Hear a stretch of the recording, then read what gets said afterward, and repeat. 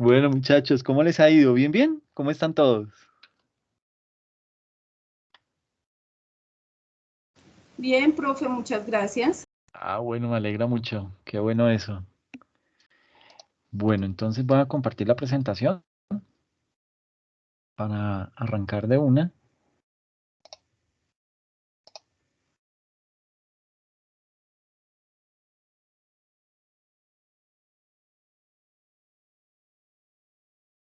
Entonces, hoy vamos a hablar acerca de lo que fue esa transición que hubo que hacer en la parte contable de lo que era la antigua contabilidad a lo que es hoy en día el estándar internacional, ¿ok? Entonces, ¿por qué hay que hacer ese tipo de análisis? Porque siempre se ha criticado, y desde mi punto de vista, injustamente, a lo que era la contabilidad antigua, ¿sí? ¿Cuál fue el pecado más grande que se cometió con la contabilidad antigua? Con la que estaba regida por el decreto 2649, pues básicamente que no había entidades que se encargaran de hacer que esa contabilidad madurara, hacer que esa contabilidad evolucionara con el paso del tiempo. Eso evidentemente no se dio y digamos que la contabilidad empezó a quedarse rezagada, ¿ok? Además, esa contabilidad también derivaba de un estándar internacional, del estándar internacional que se denomina principios de contabilidad generalmente aceptados. ¿Ok? Entonces, ese estándar internacional es un estándar internacional que está vigente en Estados Unidos, ¿sí? Todavía lo tienen, lo utilizan ellos, porque es un tema, digamos que es un estándar muy maduro, un estándar que tiene una muy buena trayectoria y sirve, ¿sí? Imagínense, si lo utiliza todavía Estados Unidos, pues es porque el tema todavía funciona, pero básicamente eso fue, digamos que uno de los grandes problemas. Entonces, en el recorrido de esta charla, se van a dar cuenta que hay cosas buenas, ¿sí? Que había algunos pecados que se cometían, pero que, pues, digamos que con el paso del tiempo, eso se pudo haber madurado. Pero, pues, la mejor decisión fue, y lo van a ver también en el transcurso de la presentación, que, pues, por presión de organismos internacionales multilaterales, pues a Colombia le tocó básicamente dar el salto a el estándar internacional, a las normas internacionales de información financiera. Entonces, bajo esa perspectiva, el contenido que vamos a manejar es el siguiente. Vamos a hablar acerca de lo que es las definiciones del ente emisor, el IAC. Vamos a hablar acerca de lo que es el análisis del decreto 2649. Vamos a hablar del mercado de capitales para poder entender esa economía mundial. Hablaremos acerca de los requerimientos del Fondo Monetario Internacional. Hablaremos también de los principios básicos del proceso contable y una tabla de entendimiento de las NIF basadas en el decreto 2649. ¿Listo? Entonces, digamos que vamos a hacer ahí como, esto es como una especie de línea de tiempo rara, ¿ok? ¿Por qué rara? Porque pues una línea de tiempo por lo general es horizontal, esta está en forma como de estrella, pero básicamente es para mostrarles que hubo ciertos momentos clave en la adopción de este estándar internacional. Lo primero es que en el año 2001 se hace un análisis de lo que es el decreto 26, de lo que era la contabilidad y se toma una foto de lo que era la contabilidad hasta ese momento y se dice, uy, pucha, esto nos cogió ventaja, ¿sí? El tema de la contabilidad lo dejamos, el problema lo dejamos avanzar mucho y ya es difícil tratar de atacarlo, ¿ok? Entonces, mal o bien, la DIAN era la que exigía y decía, no, no, no, ahora tienen que pagar impuestos bajo tal condición. Y entonces entraba uno y cambiaba la contabilidad y hacía lo que tenía que hacer, pero básicamente nos volvimos una contabilidad tributaria más que una contabilidad que sirviera de apoyo financiero a las entidades. Entonces, se toma esa foto y se da cuenta del problema que hay. ¿Listo? Y es ahí, digamos que esa foto inicial, con esa foto se queda el gobierno y dice, bueno, ¿y yo qué voy a hacer ahora? 8 años después, en el 2009, eh, por presiones de instancias de instituciones multilaterales internacionales, le dicen, bueno, papá, y usted, hágame el favor, necesito que usted pase a implementar lo que son las normas internacionales de información financiera, que no es solamente eso, eso viene todo un combo, Es normas internacionales de información financiera, son las normas internacionales de auditoría y son las normas de aseguramiento de la información. Entonces, ese paquete, ese combo, había que implementarlo, ¿sí?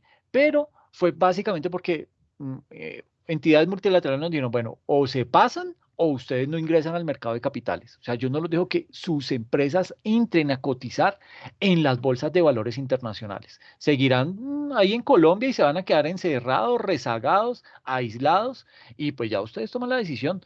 Pero yo sí, si ustedes quieren dar el salto a las bolsas de valores importantes, las que realmente valen la pena, ustedes tienen que tener estados financieros bajo el estándar internacional. Entonces ahí fue cuando Colombia dijo, ok, listo, pues sí, a las buenas yo le hago. Entonces crea la ley 1314 en donde dijo, nos vamos a pasar para las normas internacionales, ¿ok? Entonces ese fue el primer paso que se dio. Y entonces, pues claro, todo el gremio contable dijo, pucha, ¿y esto qué es? ¿Y esa vaina cómo se come?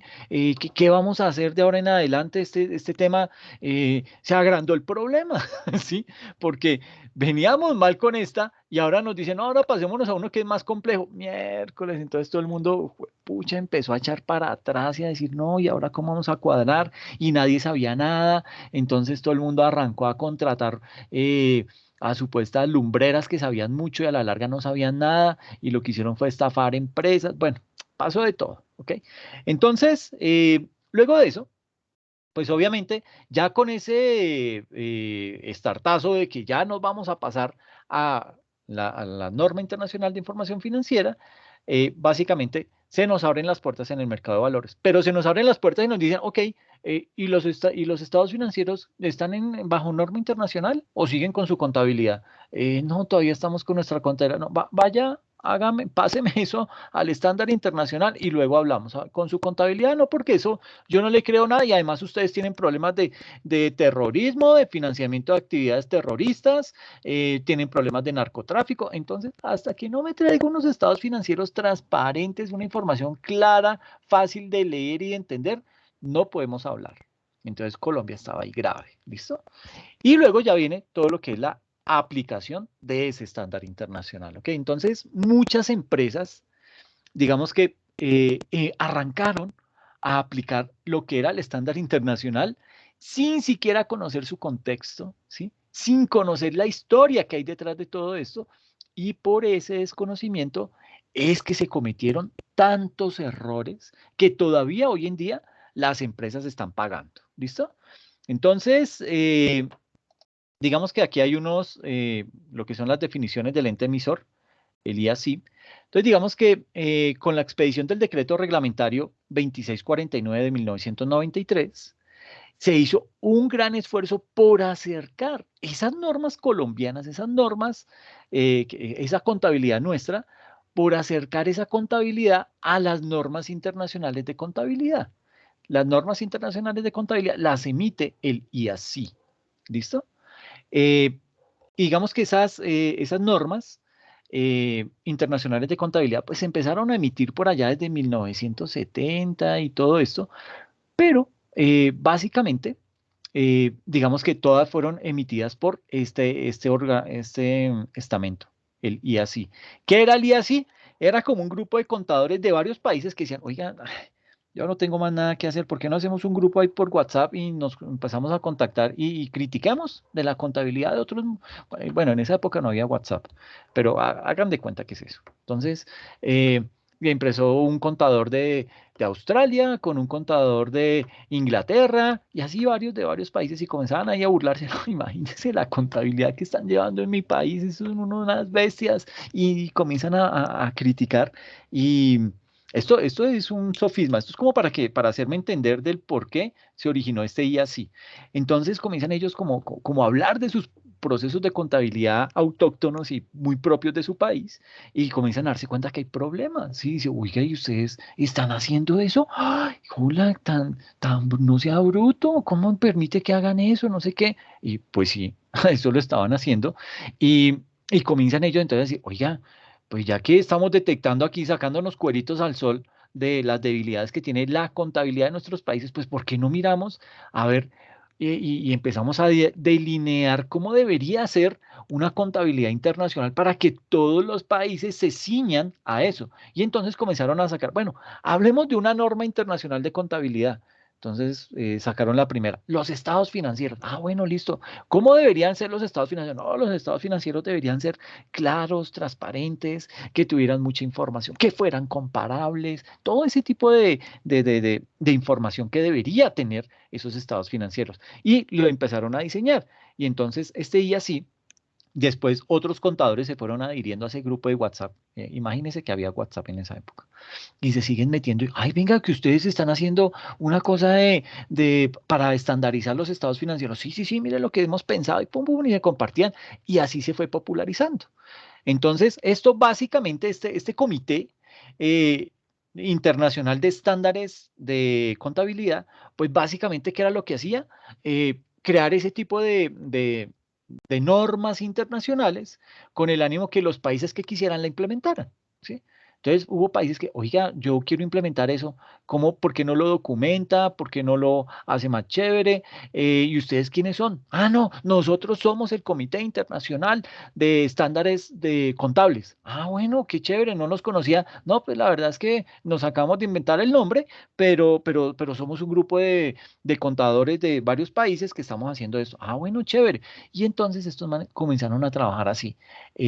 Crearon ese comité y lo empezaron a trabajar ellos por su cuenta en sus ratos libres, ¿ok? Y así duró ese comité una gran cantidad de tiempo. Ya ahorita les digo hasta dónde llegó. Entonces, básicamente, podemos decir que en Colombia, desde este año 1993, se ha visto la necesidad de que de alinearnos a estándares internacionales, ¿ok? Y Colombia lo ha sabido siempre. Yo necesito, si yo quiero hacer negocios con empresas de otro país, deberíamos estar hablando por lo menos el mismo idioma contable y financiero. Entonces, desde ahí comienza a ver la necesidad de tratar de adherirse a este tipo de estándares internacionales, ¿ok? Luego de ese año de 1993, el IASI ha modificado prácticamente la totalidad de esas normas que ellos mismos han emitido y además han emitido unos nuevos estándares. ¿Por qué han emitido nuevos estándares? Porque han seguido encontrando debilidades que las normas contables propias de los países tenían, ¿sí? Y que prácticamente esas debilidades, esas fallas internas que tenían los procesos de contabilidad al interior de cada país que hicieron, pues abonaron todo el terreno para los más grandes fraudes que han habido financieros en la historia, arrancando por Enron, por World.com, por Lehman Brothers, en fin, aquí me puedo quedar un buen rato diciéndole todos los fraudes financieros que han habido, porque gracias a que hay debilidades en la información contable y esa información contable es la que genera los estados financieros y con base en eso es que a usted le prestan plata, con base en eso es que usted vende acciones, ¿sí? En la bolsa de valores. ¿Por qué? Porque hay personas que confían en esa información que usted presentó en esos estados financieros y hace ver que la empresa es buena y rentable, pues hay inversionistas que le compran esas acciones, ¿ok? Entonces, básicamente, y así fue creado, imagínense, en el año de 1973, ¿sí? Y este organismo básicamente lo que hizo fue promulgar todo lo que hoy conocemos como las NIC, las normas internacionales de contabilidad. Y eso lo hizo básicamente hasta el año 2000, es decir, del año 1973 al 2000, ahí pasaron 37 añitos, ¿listo? En donde este organismo se mantuvo, esos contadores sin salario, esos contadores haciendo un trabajo honorífico, en fin, lo sacaron adelante y lograron hacer ese tipo de actividades, ¿ok? Entonces, pues básicamente este organismo ha emitido 42 normas internacionales de contabilidad y de ahí fue que el decreto 2649, lo que regía la contabilidad antigua en Colombia, enmarcó las normas que regían la contabilidad de Colombia. Entonces, lo que hizo, o sea, esta contabilidad antigua, pues tomó como insumo esas normas internacionales de contabilidad las aplicó acá, pero no tuvo la delicadeza de decir, bueno, voy a crear unas entidades que se van a encargar de monitorear que esta contabilidad vaya madurando con el paso del tiempo, ¿ok? Entonces, mientras este decreto 2649 ha permanecido prácticamente sin modificaciones desde el momento mismo en que se creó, las NIC, por el contrario, esas sí iban evolucionando, ¿sí? Esas iban creciendo, iban madurando. De ahí que a hoy ya no exista concordancia entre lo que era este decreto 2649 y las normas internacionales de contabilidad. De esa manera, ese decreto 2649, digamos que se volvió paquidérmico, ¿sí? Y como muestra de eso, pues digamos que podemos ver que en los planes de cuentas hay ciertas disposiciones que se apartan de lo dispuesto en ese decreto reglamentario 2649. ¿Listo? Ahora, aquí viene otra parte de la ley, y es que después de esto, cuando ya se dio cuenta Colombia que esto se quedó quieto en el tiempo, y mientras que esto sí siguió evolucionando, entonces, digamos que esto fue evolucionando. Imagínense, desde 1973 hasta el año 2000. ¿Qué pasó en el año 2000? Dijeron, no, ¿sabe qué? Pues sí, muy chévere el IA, sí, que les damos las gracias por todas esas 40 y pico normas internacionales de contabilidad que crearon. Se lo agradecemos mucho, pero hay que acabar ese IASI y nos vamos a constituir como el IASB, ¿ok? El IASB básicamente es el mismo IASI, es la misma, es una agremiación de contadores públicos de muchos países, en donde cada uno comienzan a mirar qué debilidades hay en las contabilidades y comienzan a analizarlas y a dar una indicación no, mundial para que todos los países se ciñan a eso, ¿ok? Entonces, básicamente, ese día sí, en el año 2000, le dijeron, mire, sabe que muchas gracias, pero ustedes ya no van más. Vamos a convertir este día sí en un IASB y a todos los miembros, a todos esos contadores que aquí estaban trabajando por gusto, por amor a la profesión, aquí no vamos a hacer eso. Aquí vamos a contratarlos, vamos a pagarles, vamos a tener unos apoyos, vamos a cobrar afiliaciones, etcétera, etcétera, y empieza esto en realidad a dársele la importancia que se merece. ¿Listo? Entonces, básicamente, este IASB lo que hace es que tomó estas normas internacionales de contabilidad, las convirtió en NIF, ¿sí? Estas eran NIC, Norma Internacional de Contabilidad. Este dijo, no, es que eso es norma internacional de contabilidad, eso es como muy limitado. Volvámoslo a una norma internacional de información financiera, entonces mucho más sofisticado, con un mayor alcance. Y esto básicamente, digamos que con eso arrancado. Hoy en día, ese IASB sigue promulgando lo que son las NIF, las normas internacionales de información financiera. Entonces, ¿qué pasa? Que esas normas internacionales de contabilidad, cuando van madurando, cuando hay que cambiarlas, se convierten ya, dejan de llamarse una NIC y toman el nombre de una NIF, ¿ok? Entonces ya hoy en día muchas de esas NIC que se eliminaron se convirtieron en una NIF, ¿listo? De igual manera, digamos que hay que recalcar que existen unos comités de interpretación de los estándares y de los reportes de información financiera, y eso es otra parte que se desprende de acá. Esos comités que interpretan esas normas, lo que hacen es que más o menos crean ejemplos, crean situaciones para hacerse entender por parte de los lectores que necesitan implementar esas normas en el país. ¿Listo? Y esto tiene una metodología que consiste en que ellos dicen, oiga, hay un problema con la NIC 1 y entonces la vamos a transformar en una NIF. ¿Y qué le va a hacer de cambio para volverla a una NIF? No, vamos a hacer esto, aquello y le vamos a dar la vuelta y la vamos a quitar y la vamos a poner y tal, tal, tal. La cambiaron, la modificaron y crearon una NIF, otra NIF, ¿listo? Y esa NIF, entonces, ya digamos que empieza a ser parte, o sea, queda por ser una NIF, ya uno identifica que es del IASB. ¿M? Si es si es una NIF es del IASB. Si es una NIC, una norma internacional de contabilidad, es del IASI. ¿Listo? Ahora, comienzan a salir también, digamos que más adelante, comienzan a salir lo que son las famosas normas sobre divulgaciones, ¿sí?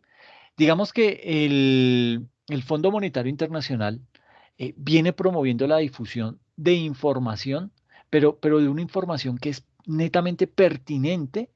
¿Para qué? Para el desarrollo de los mercados de capitales. Y para ese caso, desarrollaron una guía para que los países miembros puedan implementar una entrada fuerte a los mercados de capitales internacionales y sobre todo teniendo en cuenta lo que es la información contable y financiera que tienen para el público. ¿Listo? Entonces, ¿qué pasa?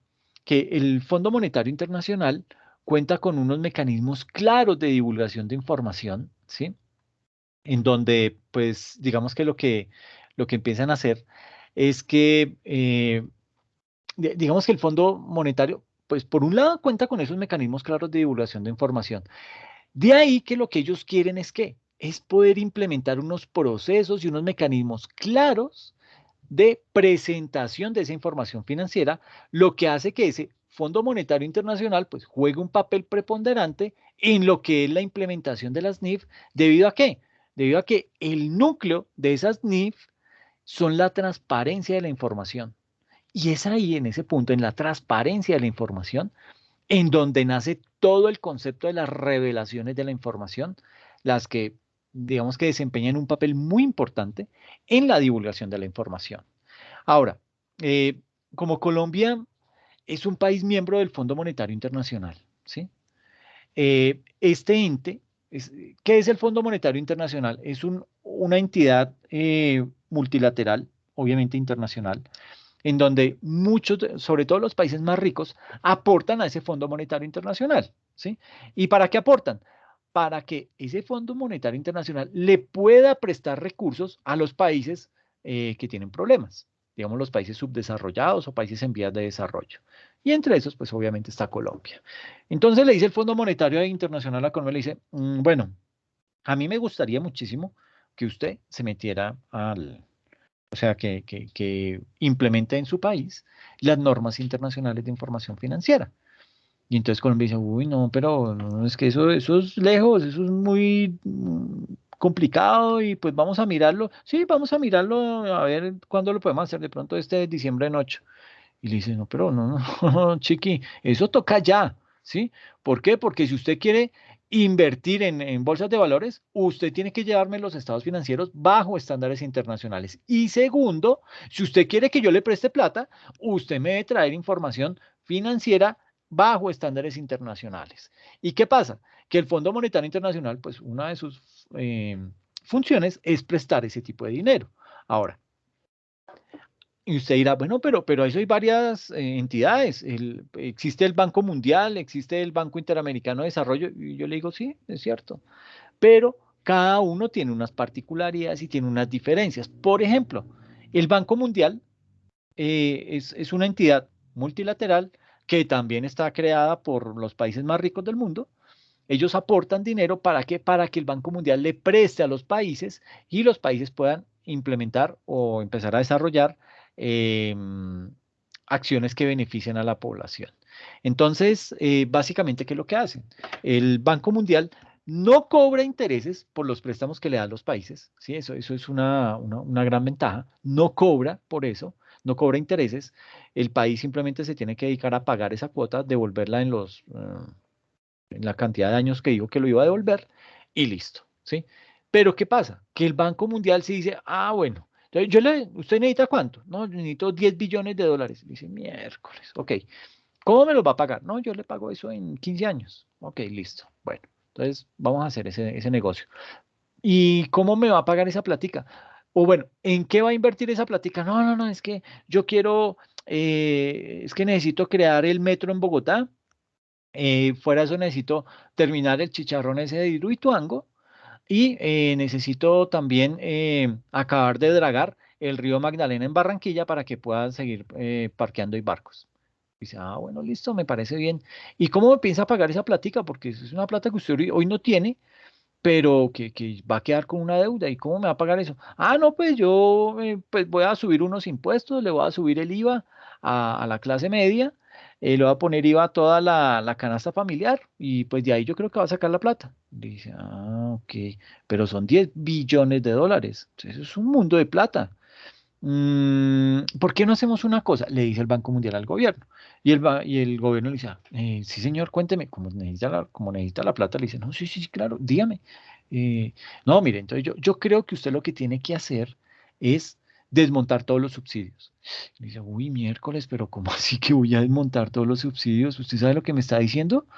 Que mi partido se quede sin votos, porque imagínense, nosotros vivimos de esos subsidios, ¿sí? Nosotros le damos subsidio a la gente y pues la gente nos tiene en la retina porque pues sabemos que es el partido de derecha o el partido de izquierda el que está ahorita en el gobierno y con base en eso, pues a nosotros nos eligen por eso, entonces no me pida eso. Dice, hermano, mire, es que sinceramente usted con subir el IVA, con eso no va a alcanzar a recogerme los 10 billones de dólares que yo le voy a prestar para que me los devuelva en 15 años. Ahora, 15 años es mucho.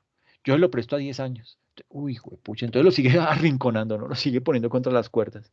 Y le dice, bueno, y otra cosita. Entonces, el tema de la corrupción, ¿cómo me va a arreglar eso? ¿Qué plan tiene para arreglarme la corrupción en Colombia que es tan grave? Ay, no, pues la verdad, nosotros nos dedicamos es a cobrar impuestos, pero nunca a ponernos a solucionar. Es que eso de la corrupción es muy difícil de arreglar, ¿sí? Entonces, no nos pida eso. Le dice, mire, ya le he pedido dos cosas y ninguna quiere hacerla. ¿Cómo quiere que yo le preste plata? Yo necesito garantizar que usted me va a pagar, pero bajo esta situación, bajo el panorama actual que tienen en su país, usted no me va a poder pagar. Entonces, eso es lo que hace el Banco Mundial. Le dice, digamos que tiene injerencia dentro de los países para hacer y deshacer, ¿sí? ¿Por qué? Porque para eso no le cobra intereses, ¿sí? Entonces, si usted quiere un préstamo que le salga a cero costo, pues aguántese la interferencia del Banco Mundial en su país. Si no quiere, entonces acuda al Fondo Monetario Internacional, que el Fondo Monetario Internacional le va a prestar la plata con un interés un poco más bajito que lo que le presta un banco común y corriente, eh, pero como es en dólares, entonces la deuda se nos va a duplicar, ¿ok?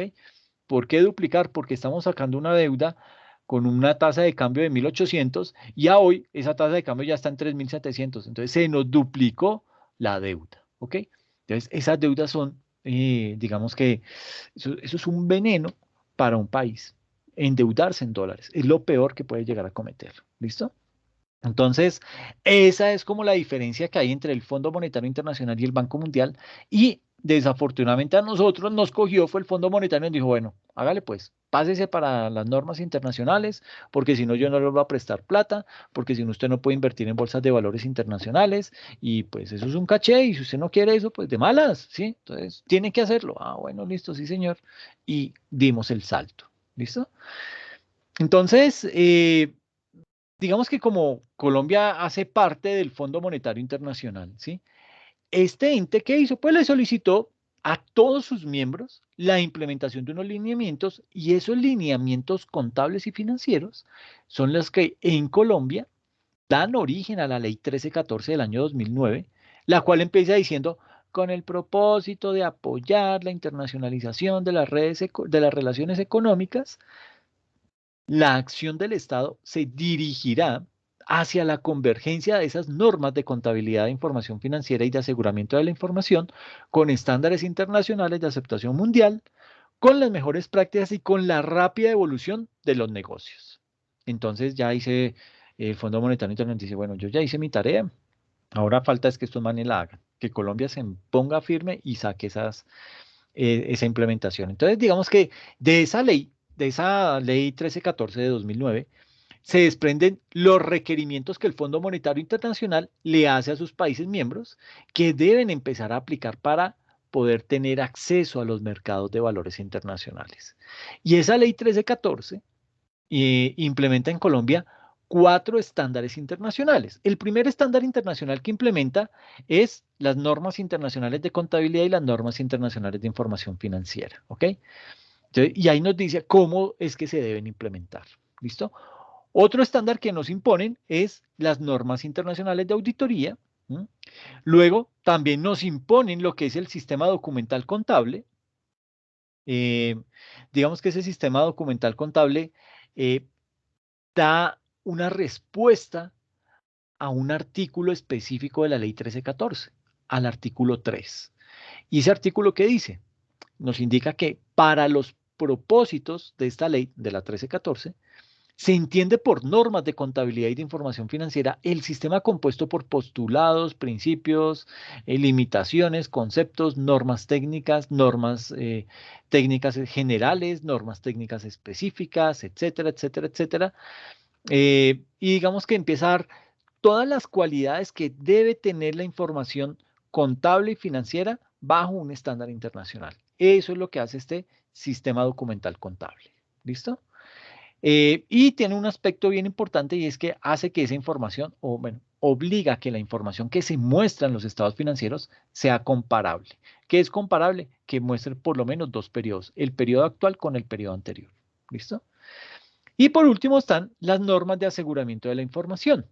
Esas normas de aseguramiento de la información se crean ahí en el artículo 5 de la ley 1314 y dentro de ese artículo nos indica que se entiende por normas de aseguramiento de la información el sistema compuesto por principios, conceptos, técnicas, interpretaciones, todo ese tipo de cosas eh, que guían y que regulan la calidad personal, el comportamiento, la ejecución del trabajo y los informes de un trabajo de aseguramiento de información.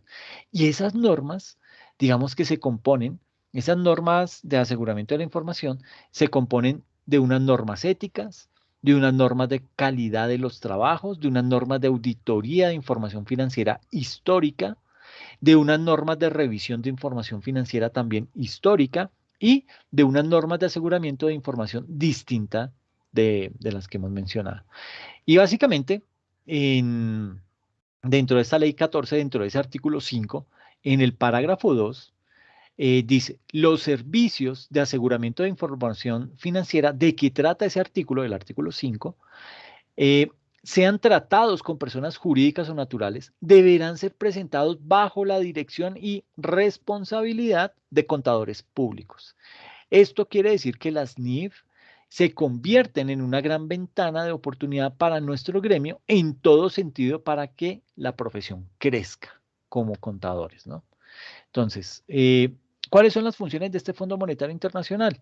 Pues básicamente es asegurar la estabilidad del sistema monetario internacional, es decir, todo lo que tiene que ver con el sistema de pagos internacionales y los diferentes tipos de cambio que permite a los países y obviamente a sus ciudadanos efectuar transacciones entre sí.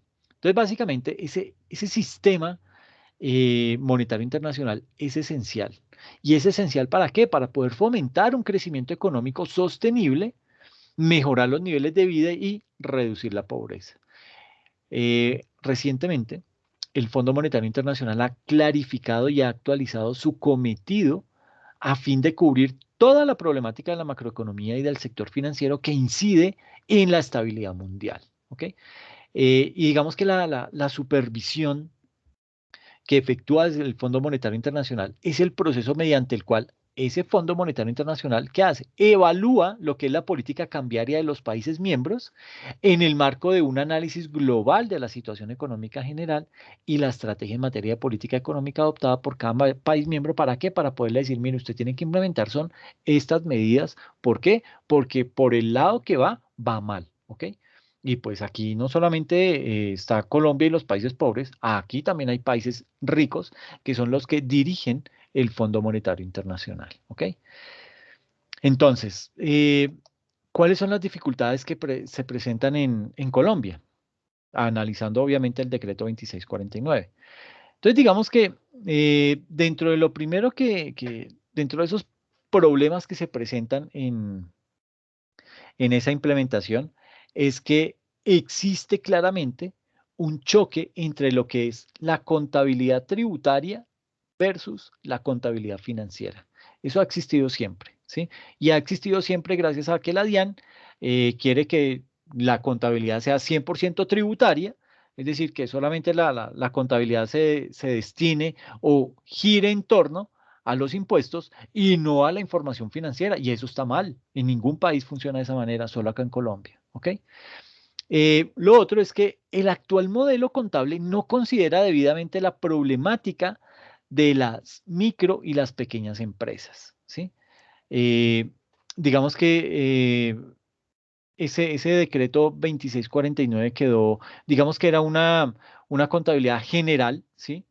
Se aplicaba para las más grandes empresas hasta las micro empresas. Y pues digamos que hay situaciones que deben ser diferenciadas porque esas microempresas no tienen el mismo alcance que tiene una gran multinacional. ¿Ok? Por otro lado, tenemos que las reglas que regían la contabilidad, es decir, el decreto 2649, esa contabilidad no proporcionaba una base clara de tratamiento para asuntos tales como lo que es la consolidación de estados financieros, lo que es el crédito mercantil, los métodos de participación, otros intangibles y el registro de instrumentos financieros, ¿ok? Entonces, digamos que veníamos cortos en todos estos temas, ¿ok? Y pues gracias a eso, porque aquí estábamos regidos por el decreto 2649, gracias a la implementación, o por lo menos a que el gobierno colombiano levantó la mano y dijo, sí, sí, sí, sí, sí, Fondo Monetario Internacional, nos vamos a pasar le vamos a hacer caso y nos vamos a pasar a lo que son los estándares internacionales, ¿ok? Entonces, básicamente, digamos que a partir del año 2000, el IASI cambió su rumbo, ¿sí? Ahora su objetivo principal es formular normas contables para los participantes en el mercado mundial de capitales. ¿Cuál es el papel que juega el Banco Mundial y el Fondo Monetario Internacional?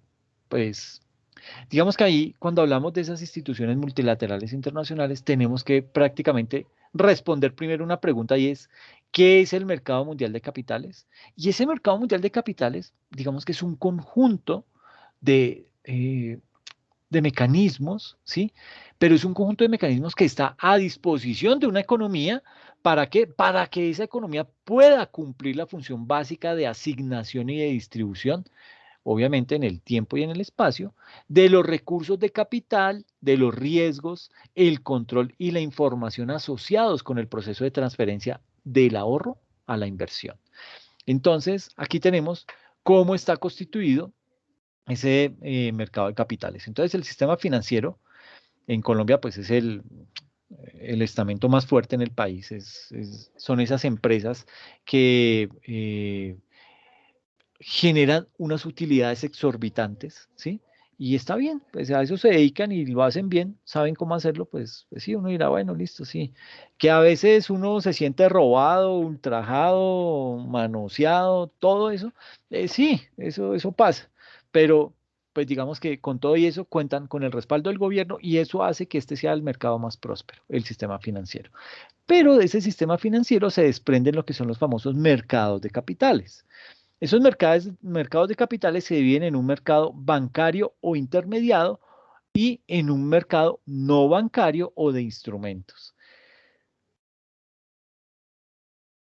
Digamos que dentro de este bancario o intermediado es en donde aparecen los bancos y otros intermediarios. Y dentro del sistema no bancario o de instrumentos tenemos lo que son las acciones, los productos de renta fija, los derivados y otros. ¿Listo? Entonces, ese mercado mundial de capitales, ¿qué hace? Busca la transparencia de la información financiera. ¿Por qué? Porque en este mercado de capitales se mueven estos temas que son muy importantes, las acciones, se mueven los derivados, ¿sí? Y eso es bien importante y muy relevante para un mercado de capitales. Entonces, para poder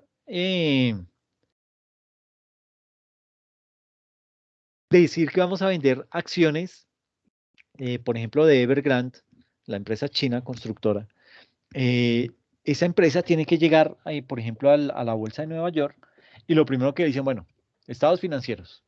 Ah, pero es que no los traje, es que se me quedaron, es que tengo que ir hasta China y traerlos. No, no, no me dijeron que tenía que venir con estados financieros. Dice, no, pues. Y además, le dicen los del fondo, los de la bolsa de Nueva York, le dicen, bueno, entonces, devuélvase para China, tráigame esos estados financieros, pero bajo estándares internacionales. Y China dice, pucha, nosotros no tenemos estándares internacionales. ¿Qué es eso? Y le explican, y no, mire, es que el Fondo Monetario Internacional hizo y deshizo y ahora les exige y no sé qué, y si se más, toda la carreta que les he dicho. Entonces, esta gente dice, ok, pero pues yo voy y vengo otra vez con los estados financieros, pero no están bajo estándares internacionales, es bajo mi contabilidad. Dice, ah, no, papá, olvídese, no puedo. No hay, no, va a pasar primero a estados, a estándares internacionales y luego sí hablamos. Le dice, no, no, no, pero venga, ¿por qué no hacemos una cosa? Porque usted no me da plazo de un año, mientras en mi país hacemos todo el cambio, porque eso pues no es de la noche a la mañana, y yo me comprometo a en un año traerle los estados financieros. Pero mientras tanto, pues déjeme cotizar en bolsa, pues ¿cuál es el problema? Y entonces los muy bobos de la bolsa los dijeron, bueno, sí, entonces le creemos. Y le abrieron el mercado, le abrieron las puertas al mercado de valores a las empresas chinas. Entonces, Evergrande, ¿qué hizo? Eso es un ejemplo, ¿no? Eso pasó como con Huawei y otras empresas, bueno, hasta de pronto con Evergrande. Entonces, Evergrande, ¿qué dijo? Listo, entonces tengo un año y comienzan esos manes a vender acciones como si no existiera mañana. Y venda y venda y venda. Pues claro, ¿quién no va a comprar acciones de la empresa constructora más grande de China? Y China que está creciendo a pasos agigantados, pues ese es el mejor negocio. Y toda la gente se agarra a comprar acciones. Llegó el año y le dijo los de la Bolsa de Valores de Nueva York, bueno, señores Evergrande y los de estados financieros, ay, no, que es que Xi Jinping le manda a decir que no nos vamos a pasar a NIF. ¿Qué qué? ¿Cómo así? Ya todo un año ustedes cotizando y no sé qué. Entonces se me van de la Bolsa de Nueva York. Bueno, listo, nos vamos, pero ya habían vendido muchísimas acciones, ya habían recogido capital y se fueron. ¿Ok? Entonces, mire que pueden ser las superentidades, pueden ser las entidades con más prestigio a nivel mundial, pero a esas también les meten los dedos a la boca, ¿ok? Y lo hizo China con eso, ¿listo?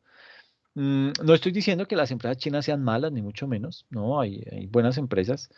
Eh, es más, el mercado asiático, todos lo sabemos, es el mercado que está ahorita mandando la parada en todo el mundo, ¿sí?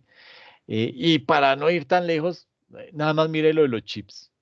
Los chips, ¿cuál es la empresa líder en desarrollo y fabricación de chips a nivel mundial? Eh, TSMC, es Taiwan System Manufacturing Chips, creo. TSMC, si alguien lo puede googlear por ahí, se lo agradezco. Esa empresa, bueno, es taiwanesa, y usted dirá, ah, pero es que Taiwán es China. No tanto.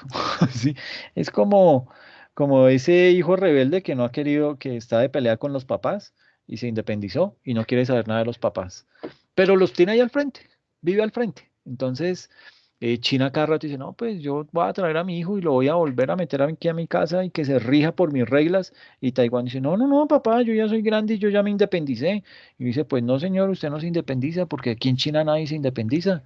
Y entonces tienen ese gran problema.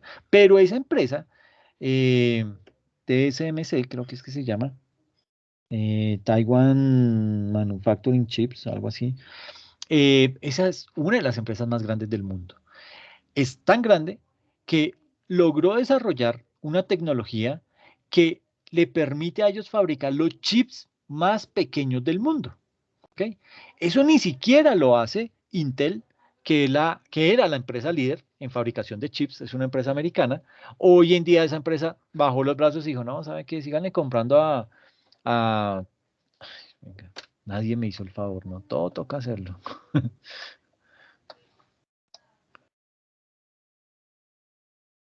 Mm, es que no me acuerdo si es TSMC, procesadores, Taiwán. Tin.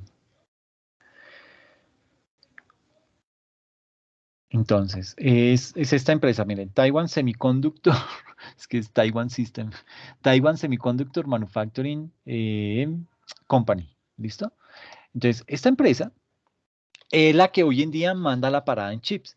Y sucede que chips usted necesita para todo. Hoy estamos necesitando chips para los celulares, para los computadores, necesitamos chips para los misiles, necesitamos chips para los carros, porque hoy en día los carros no compiten por cuál es el que levanta de 0 a 100 kilómetros en menos de 10 segundos. Hoy en día compiten es por la mayor cantidad de gadgets o juguetes que tenga el carro. Entonces, no, que es que el carro se conduce solo. Uy, ese es. No, pero es que este se conduce solo y lo consiente. Miércoles, este es el que yo quiero. Y cada uno va trayendo más y más gadgets, ¿ok?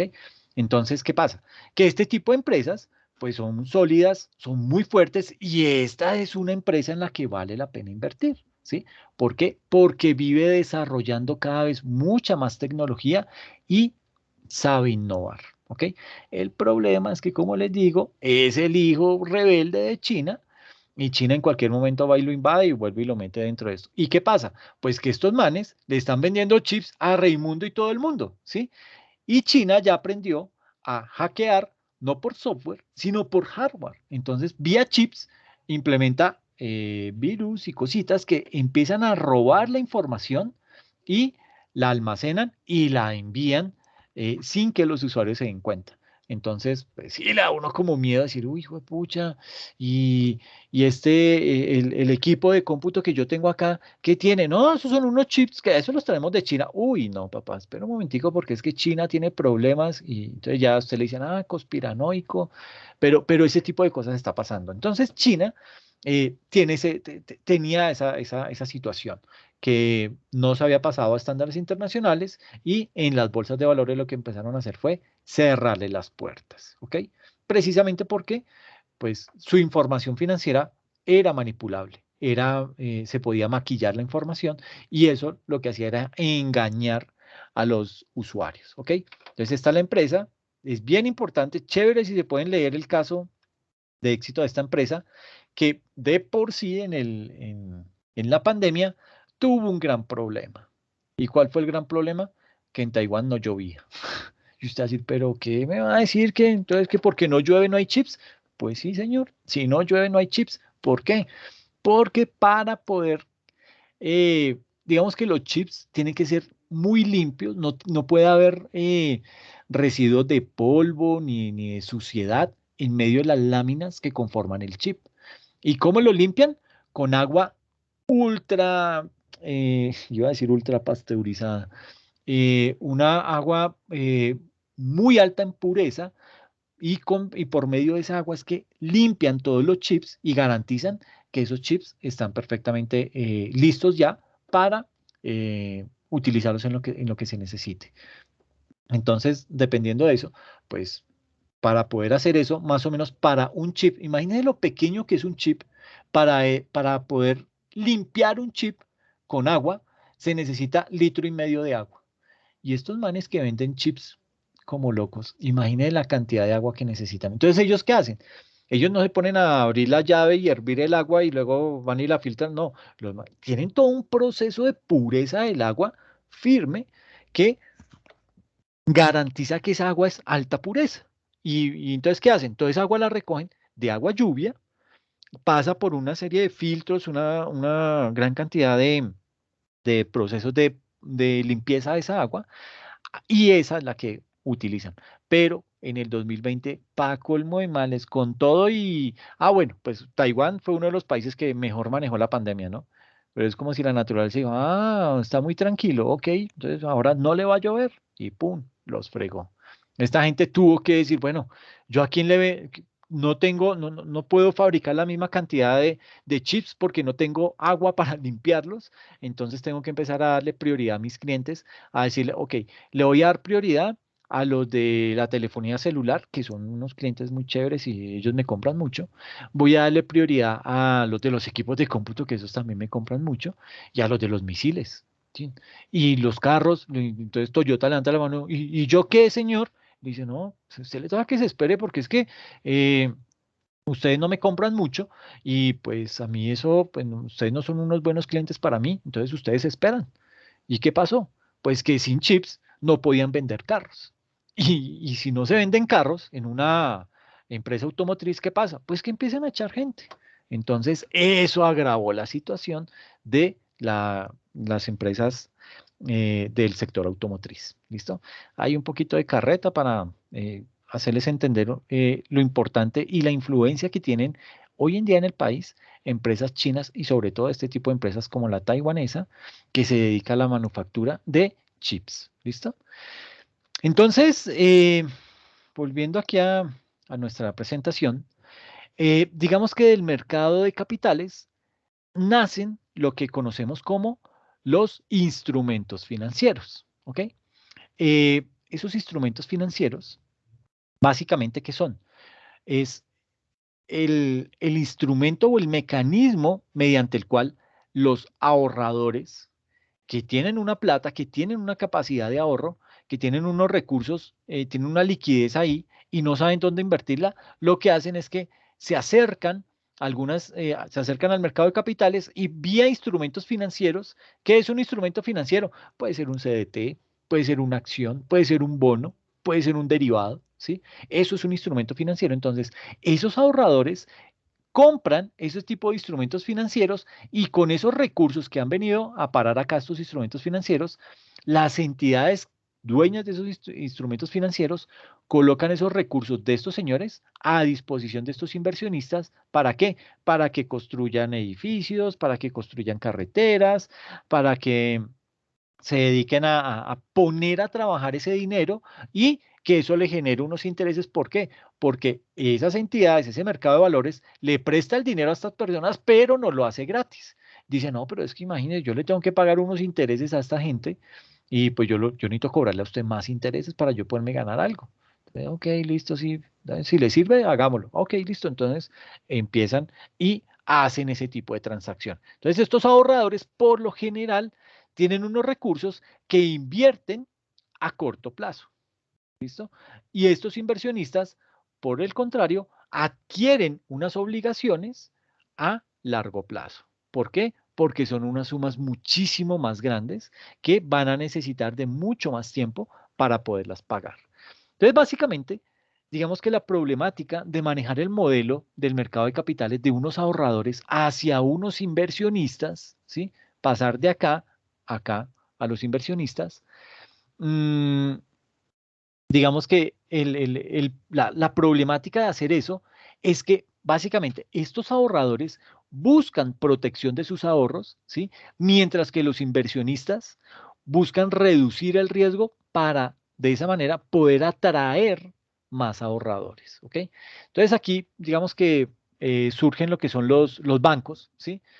Bueno, los bancos y otros intermediadores enfrentan una serie de problemas. ¿Para qué? Para poder categorizar las solicitudes de crédito, para poder juzgar la capacidad de pago y poder monitorear las acciones de los demandantes de recursos, ¿sí?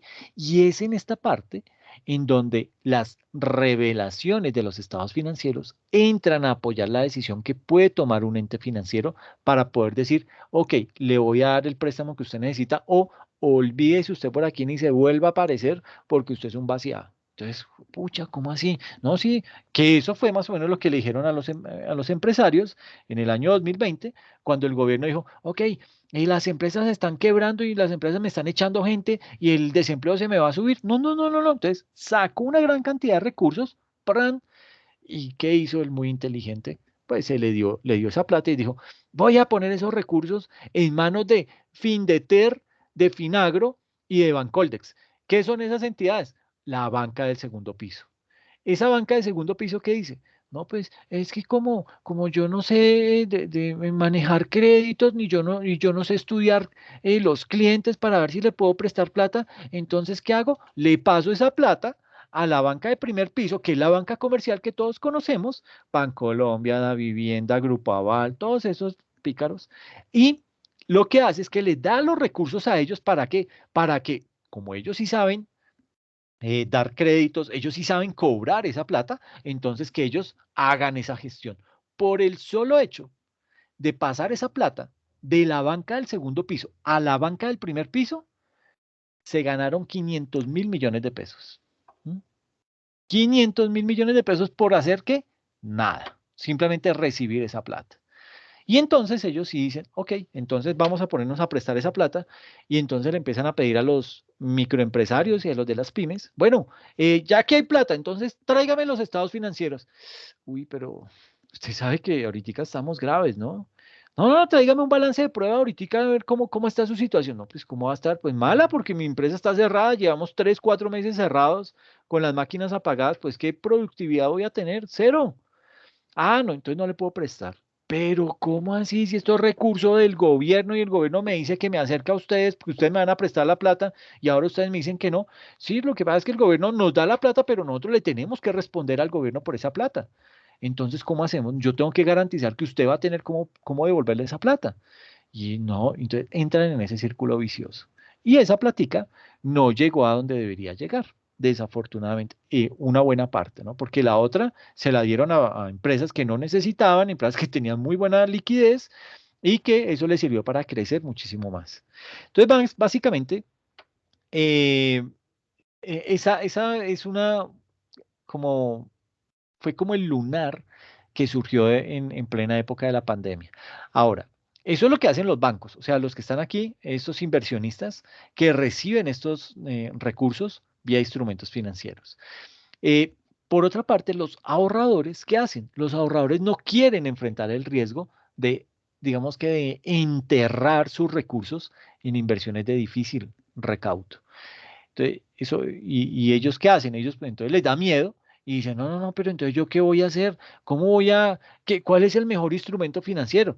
Y pues uno mira y dice, bueno, pues si usted no está acostumbrado, ¿usted quiere sufrir o no quiere sufrir? No, no, no, yo no quiero sufrir. Ok, entonces meta esa platica en un CDT o compre un bono del Estado a 10 a 7 años y tenga esa plata ahí, ¿sí? No le va a producir mucho interés, pero es una inversión segura. Ahora, si usted lo que quiere es alguito de emoción, pues meta, entonces invierta en acciones, ¿sí? Y ahí usted va a saber lo que es sufrir, ¿sí? Que un día subieron las acciones y al otro día se cayó todo eso y en un día usted estaba ganando y en el otro empezó a perder por montones, ¿sí? Pero hay una regla específica en el sector financiero y es que a mayor nivel de riesgo, mayor nivel de rentabilidad. Y a menor nivel de riesgo, menor nivel de rentabilidad. Entonces, a veces hay que arriesgarse para poder obtener una buena ganancia. Entonces, digamos que las normas y los estándares de preparación de información financiera, tal y como lo recomiendan las normas internacionales, van orientadas ¿a qué? Pues básicamente a cumplir un principio y es el de la transparencia. Es decir, que toda la información financiera de ese ente económico sea una información transparente y esto es lo que da origen a las normas plenas, las normas del grupo uno, que son estos inversionistas que recogen el dinero de los ahorradores vía instrumentos financieros y los ponen a circular o los prestan a otras entidades. Entonces, este tipo de empresas que recaudan dinero del público, estas empresas son las que necesariamente quedan dentro del grupo uno del estándar internacional, las que deben aplicar las NIF plenas. Y esas NIF plenas son las que van orientadas al sector de las empresas que cotiza en bolsa y al sector del mercado de capitales. ¿Ok? Estas normas, las del grupo uno, están diseñadas para empresas multinacionales que hacen presencia a nivel mundial y que requieren de transparencia en su información financiera. ¿Para qué? Para poder hacer ejecuciones de crédito, para asignar recursos, etcétera, etcétera. Así como hay unas normas plenas para las grandes empresas, pues también deben existir unas normas que cubran a las pymes. Y es ahí en donde surgen las NIF para las pequeñas y medianas empresas, al igual que las entidades sin ánimo de lucro. Que eso es bueno. ¿Por qué es bueno? Porque el decreto 2649 era una única contabilidad que estaba orientada para cualquier tipo de empresa. Ahí no hizo distinción en una contabilidad para las microempresas, en una contabilidad para las pymes y en una contabilidad para las grandes empresas. No hizo esa diferenciación. Y es complejo porque yo como microempresario tengo que empezar a implementar una contabilidad monstruosa y eso pues me va a demandar tiempo, recursos y pues yo apenas estoy empezando, entonces pues eso me va a costar mucho dinero. Entonces pues no era como lo más chévere que había. ¿Listo? Mm, ahora, ¿cuáles fueron esos requerimientos del Fondo Monetario Internacional? Entonces, digamos que, pues básicamente era que se implementara las NIF en los diferentes países miembros de ese Fondo Monetario Internacional. Pero esas NIF requieren que todo profesional adquiera unos conocimientos mínimos para la lectura de los siguientes estados financieros. Entonces, para la lectura del estado de situación financiera o lo que se conocía anteriormente como el balance general, ¿sí? Para la lectura del estado de resultados y el otro resultado integral, que era lo que se conocía anteriormente como el estado de resultados, eh, que puedan hacer una lectura clara sobre el estado de flujos de efectivo, sobre el estado de cambios en el patrimonio y un estado de situación financiera al principio del periodo comparativo. ¿Ok? Entonces, básicamente, estos conocimientos que debían adquirir los contadores también van a ayudar a que a proyectar el devenir de esa empresa y a observar su capacidad para generar nuevos flujos de efectivo. Y también, pues digamos que de la mano, eso va a mostrarle a los empresarios, pues qué tan viable es ese negocio y con base en esa viabilidad, pues poder determinar si el negocio va a continuar o de pronto hay que hacer una reestructuración, una refinanciación o, ¿por qué no?, una terminación del objeto social. Digamos que las NIF plenas se aplican a entes que presentan información financiera al público. ¿Debido a qué? Pues debido a que sus acciones se cotizan en bolsa de valores, mientras que las NIF para pymes se aplican a entidades o a empresas cuya información financiera solo le interesa a los asociados de la entidad. ¿Listo? ¿Por qué se deben aplicar las NIF? Pues las NIF se deben aplicar por estas 5 razones. La primera, porque nuestro planeta se convirtió en una gran aldea para llevar a cabo todo tipo de negocios. O sea, la globalización lleva o casi que obliga a las empresas que están haciendo transacciones a nivel internacional a hablar un mismo idioma contable y financiero. Segundo, cada vez son más los países que firman tratados internacionales con regiones o grupos económicos fuertes. En Colombia, pues se han firmado muchos tratados de libre comercio. Hay uno con la CAN, que es la corporación, ay, se me olvidó lo que significa la C, la Comunidad Andina de Naciones, conformado por Chile, Perú, Colombia y México. Y ese es un buen tratado. Y pues digamos que eso genera muy buenos recursos. Em, También otra de las condiciones, otra de las situaciones que llevó a que Colombia implementara las NIF es que los países están formalizando planes de competitividad. ¿Para qué? Para entrar en un mundo cada vez más globalizado. Cuarto, los inversionistas requieren de información transparente, de información unificada y útil que esté preparada bajo un mismo marco conceptual. Y por último, los contadores, como preparadores de la información, requieren certificarse en NIF por medio de un tercero independiente para ampliar su mercado de servicios profesionales. ¿Ok? Entonces, digamos que esas son las razones por las cuales se implementó las NIF en nuestro país. Ahora, ¿cuáles fueron los principales cambios del decreto 2649 en comparación con las NIF?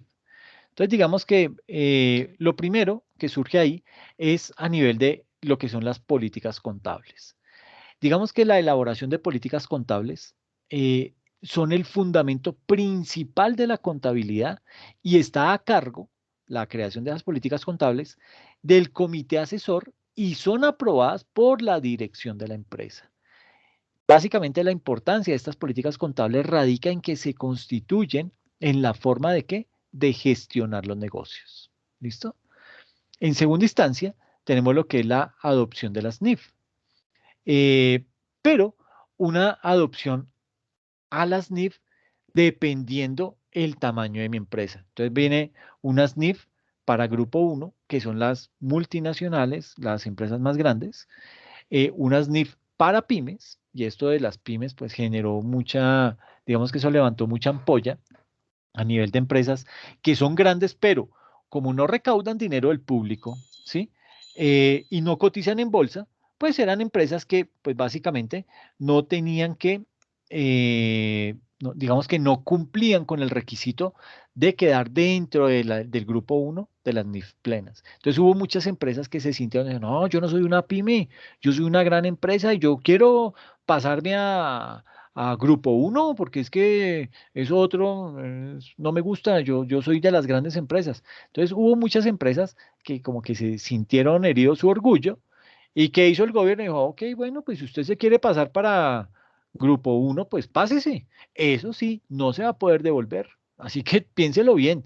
Entonces el contador decía, uy, pucha, no, estos manes no se pueden pasar porque es que va a ser más trabajo para mí y además no estamos preparados y no sé qué, y si sé más. Entonces, pero muchas empresas tomaron la decisión de dar el salto de pymes a NIF, a Grupo uno, perdón. ¿Listo? Entonces había que analizar bien cómo se iban a adoptar esas NIF. ¿Listo? Y para microempresas se llaman NIF, no con doble I, sino con una sola I, las NIF, normas de información financiera, es decir, le quitan la I de internacionales. ¿Ok? Entonces, digamos que se segmentó la contabilidad de acuerdo al tamaño de las empresas. ¿Listo? En tercer lugar, tenemos las NIF para pymes.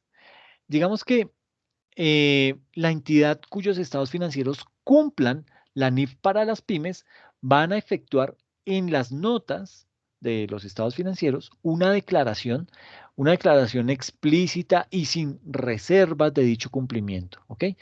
Y los estados financieros no pueden señalar o no deberán señalar que cumplen la NIF para pymes a menos que cumplan todos los requerimientos de esas NIF. Eso es bien importante. En cuarto lugar, tenemos un aspecto importante y es que la empresa tenga el control. Es decir, los hechos se registran siempre que la empresa tenga el control, que la empresa reciba los beneficios y que la empresa asuma los riesgos de ese bien. En quinto lugar, tenemos lo que es el reconocimiento inicial.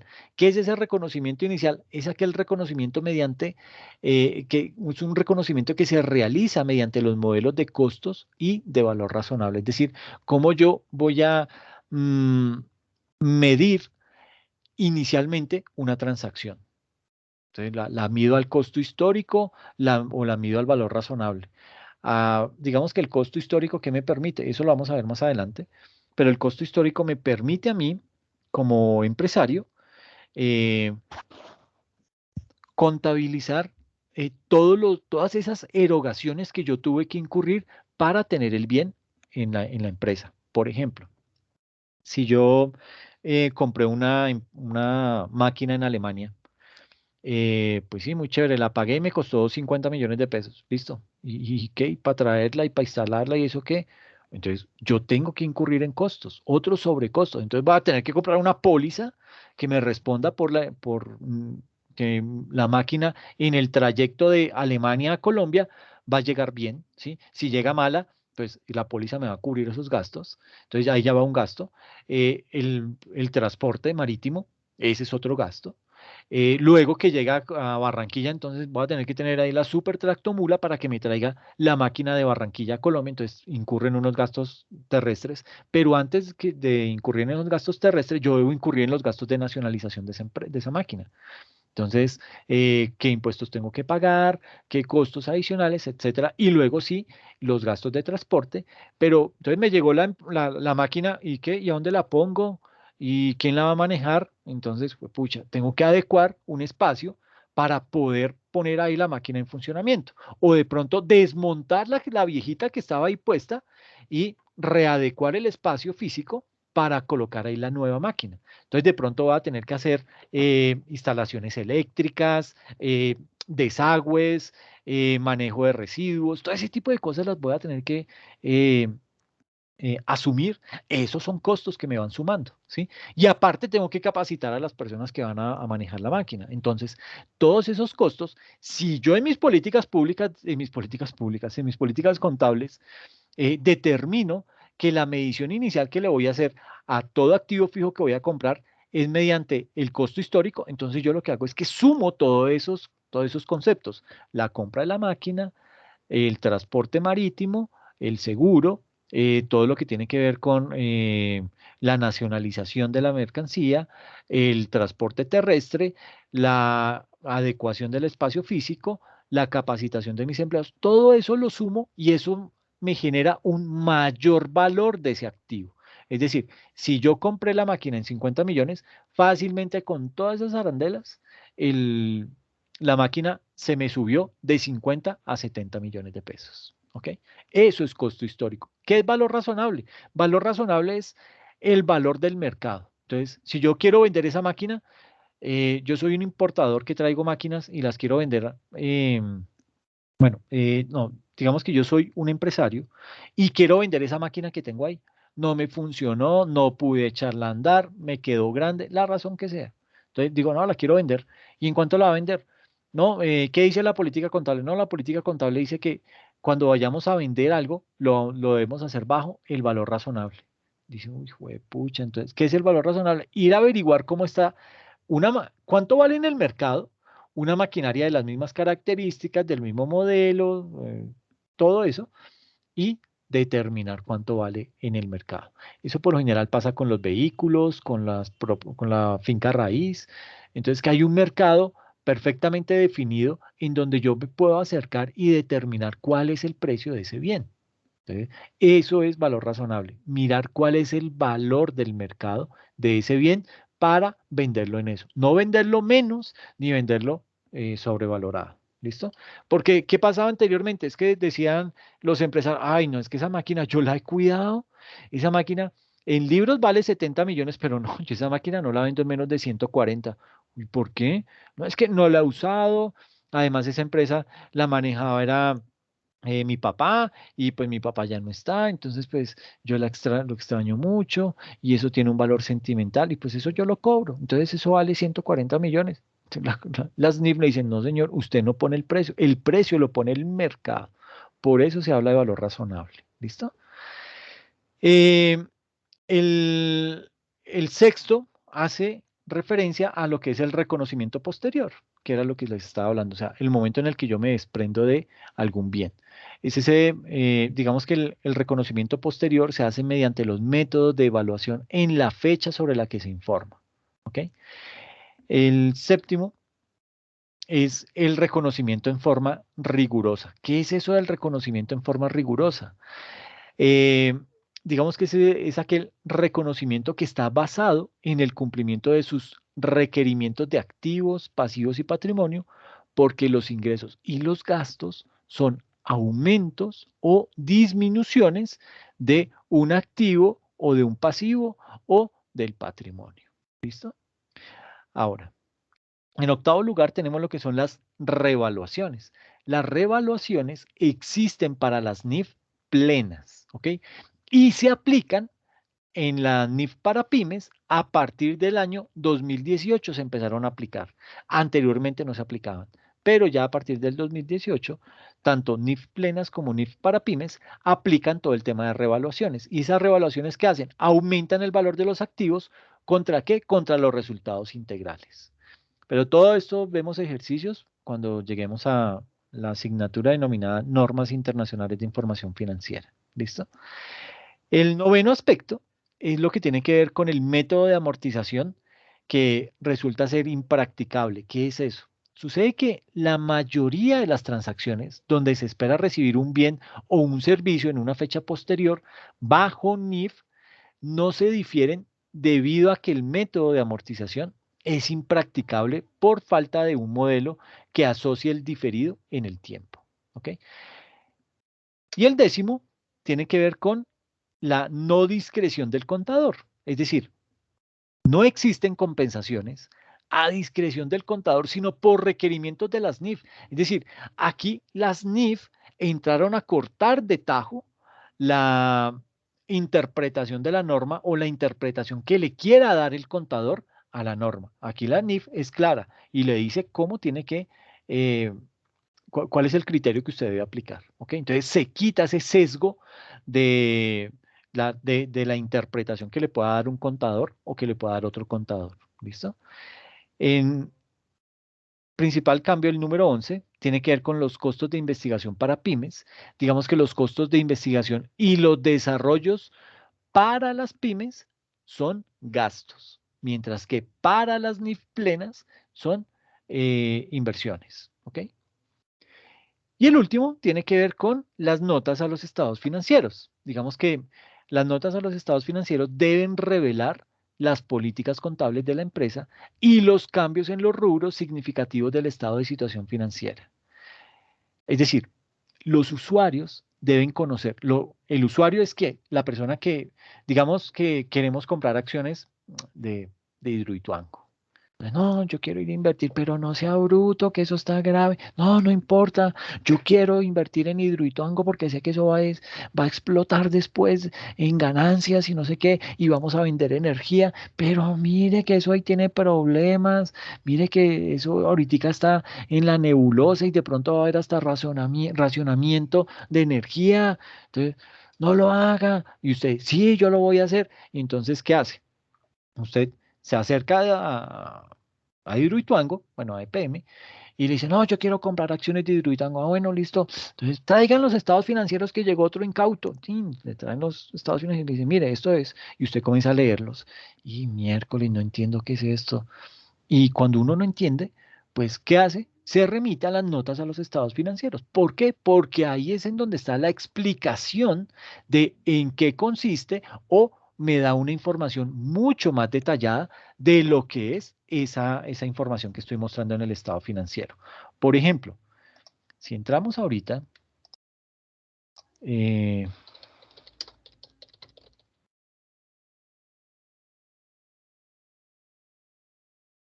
este, si yo entro a los estados financieros del BBVA, acá en Colombia, pues voy a encontrar la siguiente información. Entonces ellos me dan la opción de nótese que esto es público, ¿ok?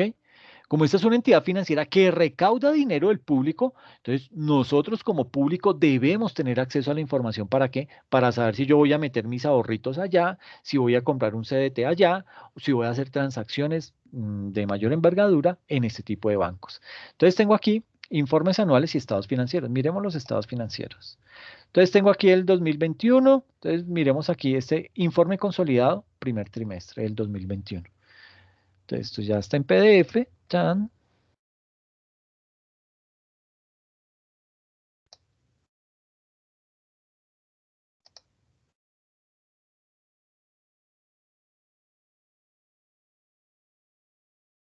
Se demora un poquito.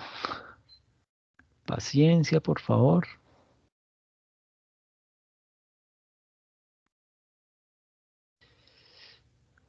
Bueno.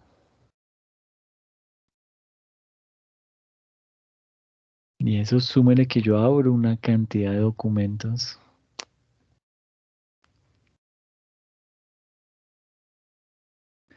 Venga, ¿por qué se demora tanto? Abrámoslo acá. Listo, que ya lo está abriendo. Entonces, básicamente, los estados financieros muestran la siguiente información. Nos van a indicar, pues primero, el nombre de la entidad, ¿sí? A la cual se está refiriendo el informe, en este caso, pues al BBVA. Miércoles. Entonces, aquí está el BBVA. Vamos a ampliarlo un poquito. Entonces aquí me dice información financiera intermedia, condensada, consolidada y comentarios de la gerencia 31 de marzo de 2021. Entonces me muestra toda la información. Entonces mire que está aquí el estado consolidado de situación financiera, el de resultados, el de otros resultados integrales, cambios en el patrimonio, eh, flujos de efectivo y notas a los estados financieros. Entonces, el estado de situación financiera. Características que debe tener un estado de situación financiera. Entonces, primero, me indica el nombre de la empresa, ¿sí? Banco Bilbao Vizcaya Argentaria Colombia S.A. y subordinadas. ¿Qué estado financiero es? El estado condensado consolidado de situación financiera. ¿En qué cifras? En millones de pesos colombianos. ¿Listo? Entonces me comienza a discriminar toda la información de ese estado. Arrancando, obviamente, por los activos. Y nótese que empiezan a surgir varias columnas. La primera es la nota, nota al estado financiero. Entonces me dice que si yo quiero entrar en más detalle en la cuenta denominada efectivo y equivalente al efectivo, me debo remitir a la nota número 9. ¿Listo? Para activos financieros de inversión neto, me remito a la nota financiera número 10. Para instrumentos financieros derivados y operaciones de contado, a la nota financiera número 11, en fin. Y aquí aparece el estado, el periodo que se está midiendo, que es el a 31 de marzo de 2021, y lo estoy comparando con el periodo inmediatamente anterior, con el trimestre anterior, que es el de con corte a 31 de diciembre de 2020. Y yo comienzo a hacer un análisis, a decir, bueno, a 31 de diciembre en efectivo y equivalente al efectivo teníamos 6.266 millones de pesos y aquí subió a 6.626 millones de pesos, es decir, subimos 400 millones de pesos. ¿Por qué? ¿Qué pasó en esa época? Entonces, si yo quiero saber más, me remito a esa nota a los estados financieros. Entonces, nótese que lo primero es la división de los estados financieros, la división de las secciones que componen este estado de situación financiera, activos, pasivos y patrimonio. ¿Listo? Total pasivos y aquí está toda la parte del patrimonio. ¿Listo? Entonces, básicamente, aquí, eso es lo primero, eso es la definición de la división de ese estado financiero, luego vienen las notas y luego viene el periodo vigente y el periodo anterior. ¿Para qué? Para poder comparar las cifras. ¿Listo? Entonces, pues básicamente aquí vamos a encontrar que el total de activos en- para el periodo del 31, del trimestre del 31 de marzo disminuyó en comparación al trimestre anterior. ¿Por qué? Porque teníamos 68.888 millones de pesos y cerramos el primer trimestre del 2021 con 68.369. ¿A qué se debe esa diferencia? Pues la voy a encontrar discriminada en cada uno de estos ítems. ¿Y cómo llego a ellos? Pues simplemente me desplazo y a donde llegue a encontrar lo que son los, aquí está. Consolidado, comprendido. Esto es, digamos que las notas a los estados financieros, se llama así. Notas a los estados financieros intermedios, condensados y consolidados al 31 de marzo. Entonces, la primera nota es la entidad que reporta, una pequeña descripción de lo que es esa empresa. El banco, no sé qué, actuando como matriz del grupo empresarial BBVA Colombia, inscrito en el registro mercantil, en adelante el grupo del que hacen parte las subsidiarias, el grupo empresarial BBVA Colombia, inscrito en registro mercantil, eh, ascendía bueno, en el registro mercantil y tiene a nivel nacional una planta de personal que al cierre de marzo de 2021 y diciembre de 2020 ascendía a 5.175 y 5.137 funcionarios respectivamente.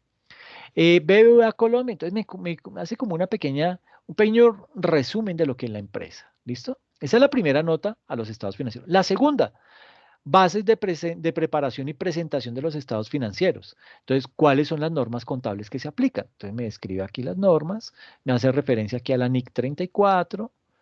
eh, Luego me sigue contando y me habla por acá de la NIC 19, vuelve y la nombra acá, luego que la NIC 40 y la NIF 2 y 4, etcétera, etcétera, y sigue contando, sigue explicando más, dando más información para que la persona digamos que nosotros queremos invertir en el BVA, tenemos toda la información para poder tomar una decisión. ¿Listo?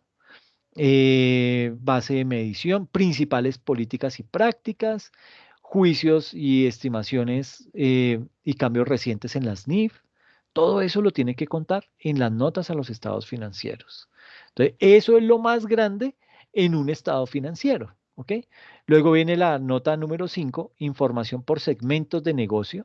Entonces, descripción de los segmentos. mm, Cómo está la información en esa época. Pero yo quiero llegar a la 9. Vamos en la 6, gestión del riesgo, cómo está manejando el riesgo la empresa, cómo está midiendo el valor razonable. Eh, Luego viene la nota del estado financiero. Miércoles, ¿qué manes para hablar? Mire, eso escribieron un resto. La nota del estado financiero, la número 8, transacciones en moneda extranjera, cómo lo contabilizan, qué tanto volumen de transacciones en moneda extranjera realizan, etcétera, etcétera. Y la 9, que habla acerca del efectivo y equivalentes del efectivo. Entonces, esto ya es una cuenta propia del estado de resultados o del balance general. Y aquí me empieza a explicar. Nosotros tenemos una sola cuenta ya en el estado. Dice efectivo y equivalente al efectivo. Pero aquí en la nota a los estados financieros me discrimina por subcuentas. Entonces me dice, en caja tenemos 2.390 millones contra 2.261 que teníamos el periodo pasado. Depósitos en el Banco de la República. A hoy tenemos 1.168, anteriormente teníamos 2.656. Entonces uno dice, miércoles, ¿estos manes por qué disminuyeron eh, en más de la mitad los depósitos del Banco de la República? ¿Será que tenían excedentes allá guardados y los sacaron y los utilizaron o los prestaron? ¿Qué hicieron? eh, Cuáles son los depósitos o la cantidad de depósitos que tienen otros bancos, etcétera, etcétera. Y aquí me empieza a explicar con más detenimiento todas las transacciones que se hicieron a través de esa cuenta. ¿Listo? Luego me dice la nota de los estados financieros, la número 10, denominada activos financieros de inversión, y vuelve y arranca a explicarme todo en qué consiste esa nota financiera con un nivel de detalle mucho más amplio. ¿Ok? Esos son los estados financieros. ¿Ok? Entonces, nótese que el grueso de los estados financieros viene siendo las notas a los estados financieros. El resto, pues, son estados financieros que caben en una hoja o máximo en dos hojas. Y el resto digamos que este estado financiero es de 121 páginas, ¿sí? Yo digo que las 15 primeras son información de la empresa más estados financieros y el resto, las otras 106 páginas, son solamente notas a los estados financieros. ¿Ok? Pero es bueno tener ese nivel de detalle para uno saber en dónde es que va a meter su dinero, en qué tipo de organización va a invertir y pues tener toda la información de primera mano. Eso le da a uno como mucha más confianza. ¿Listo? Y a nivel de propiedad, planta y equipo, mire, también comienza a discriminar todas las cuentas: terrenos, vehículos, enseres, equipos de oficina, informático, de redes, depreciación, deterioro. Y me va diciendo cuál fue la cifra comparable también y da una explicación de esa cuenta. ¿Listo? Bueno, eso era lo que les quería comentar el día de hoy. No sé qué preguntas tienen, qué inquietudes tienen al respecto.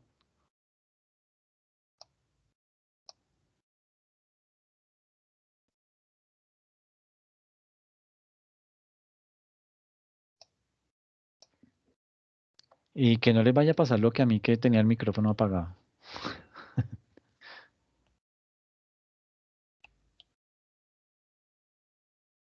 Nada, ¿todo bien?